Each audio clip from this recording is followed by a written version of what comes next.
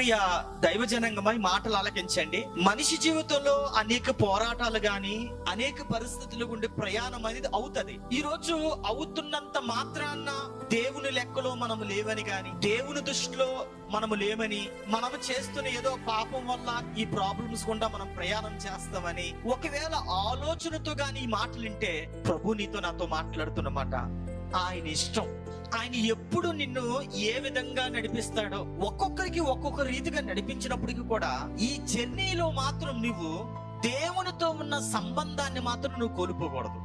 చాలా మంది జీవితాలు సమస్యలు ఎక్కువైతే మొట్టమొదటి ఏం మానేస్తారు తెలుసా? మందిరాన్ని మానేస్తారు. మన యొక్క జర్నీలో ఎలాంటి పరిస్థితుల్లో కూడా దేవునితో ఉన్న సంబంధాన్ని మనం తెంపుకుంటే నీవు నేను కూడా సాతానికి దగ్గర అయిపోతుంటాం.